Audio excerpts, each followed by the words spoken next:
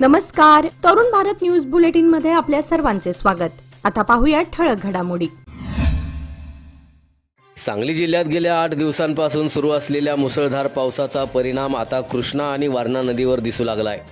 आयुर्विन पुलाजवळ कृष्णा नदीची पाणी पातळी 19 फुटांवर पोहोचली असून प्रशासनानं नदीकाठाच्या गावांना सतर्कतेचा इशारा दिलाय। कोयना आणि चांदोली धरणांच्या पाणलोट क्षेत्रात सुरू असलेल्या संततधार पावसामुळे कृष्णा आणि वारणा नदीच्या पाणी पातळीत सातत्यानं वाढ होत आहे।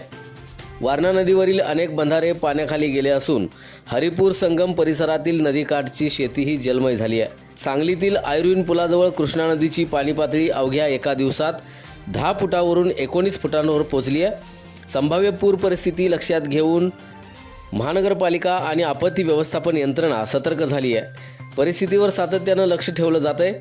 नदीकाठच्या गावातील नागरिकांनी अफवांवर विश्वास न ठेवता प्रशासनाच्या सूचनांचं पालन करावं, सुरक्षित ठिकाणी स्थलांतर करण्याचं आवाहन प्रशासनानं केलंय। सांगली शहरातील कर्मवीर भाऊराव चौक इथं सांगली शहर वाहतूक शाखेकडून वाहतूक नियमांचं उल्लंघन करणाऱ्या वाहनांवर विशेष तपासणी मोहीम राबवण्यात आली आहे। वाहतूक शाखेचे पोलीस निरीक्षक अजय सिनदर यांच्या नेतृत्वाखाली काळ्या काचा, fancy number plate, bigger number plate तसंच दुचाकी वाहनांच्या सायलेन्सरची तपासणी करण्यात आली।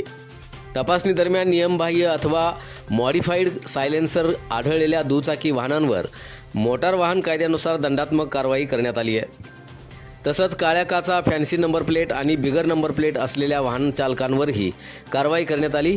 कारवाई झालेल्या वाहनांची अधिकृत संख्या अद्याप जाहीर करण्यात आलेली नाही।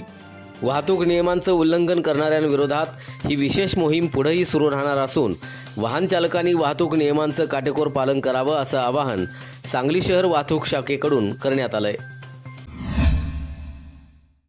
कोयना धरणाच्या पाणलोट क्षेत्रात सुरू असलेल्या मुसळधार पावसामुळे कृष्णा नदीच्या पाणी पातळीत झपाट्यानं वाढ झाली आहे। भिलवडी परिसरात अवघ्या एका रात्रीत नदीची पातळी सुमारे 25 फुटांनी वाढल्यानं नदीकाठच्या शेतकऱ्यांची मोठी धावपळ उडाली। अचानक वाढलेल्या पाण्यामुळे नदीपात्रात आणि नदीकाठावरील शेतांमध्ये बसवण्यात आलेल्या अनेक पाणी उपसा मोटारी पाण्याखाली गेल्या। त्यामुळे शेतकऱ्यांचं मोठ्या प्रमाणावर आर्थिक नुकसान झालंय। अनेकांना मोटारी आणि इतर साहित्य बाहेर काढण्याची संधीही मिळाली नाही। कृष्णा नदीच्या पाणी पातळीत अचानक होणाऱ्या वाढीबाबत पाटबंधारे विभागानं आणि संबंधित यंत्रणांनी वेळेत सूचना द्याव्यात अशी मागणी शेतकरी करताना दिसतायत। वेळेवर इशारा मिळाल्यास पाणी उपसा मोटारी आणि शेतीचं साहित्य सुरक्षित ठिकाणी हलवता येईल असं शेतकऱ्यांचं म्हणणं आहे।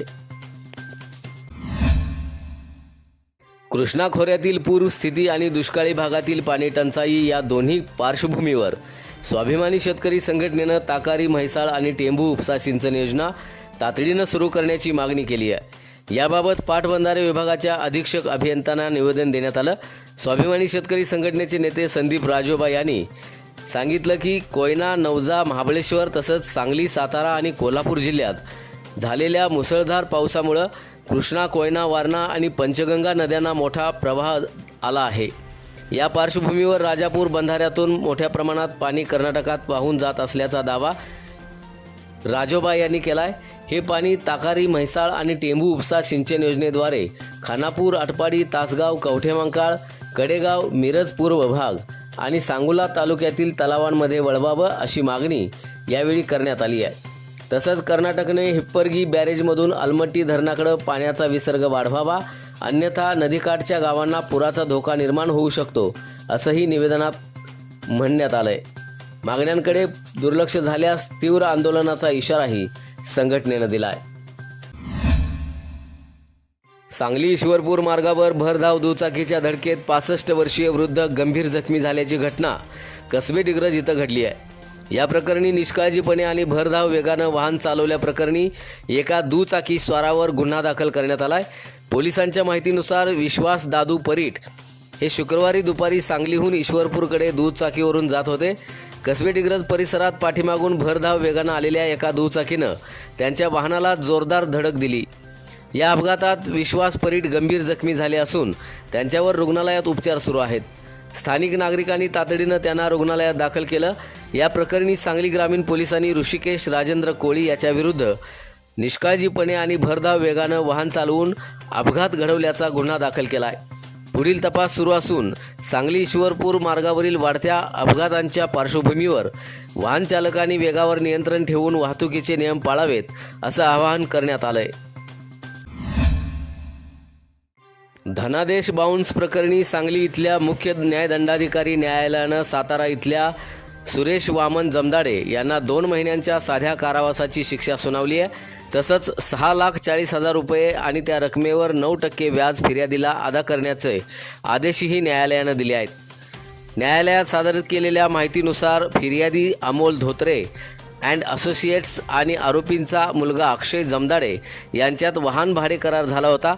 थकीत रकमेच्या मोबदल्यात सुरेश जमदाडे यांनी 6,40,000 रुपयांचा धनादेश दिला.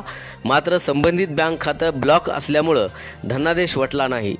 यानंतर परक्राम्य लिखित अधिनियमाच्या कलम 138 अंतर्गत सांगली न्यायालयात दावा दाखल करण्यात आला. सुनावणी दरम्यान सादर करण्यात आलेले पुरावे आणि साक्षीदारांचे जबाब ग्राह्य धरत न्यायालयानं आरोपीला दोषी ठरवलंय. या प्रकरणात फिर्यादीच्या वतीनं ॲडव्होकेट रुचिका पाटील, ॲडव्होकेट मृणाल कुलकर्णी आणि ॲडव्होकेट मिसबा शेख यांनी काम पाहिलं. याचबरोबर आजचे बातमीपत्र इथे संपले. अधिक माहिती आणि ताज्या घडामोडींसाठी पाहत रहा तरुण भारत न्यूज चॅनल. तसेच आमच्या चॅनलला लाईक, शेअर आणि सबस्क्राईब करायला विसरू नका. आणि विश्वासार्ह बातम्यांसाठी दररोज वाचा दैनिक तरुण भारत. धन्यवाद.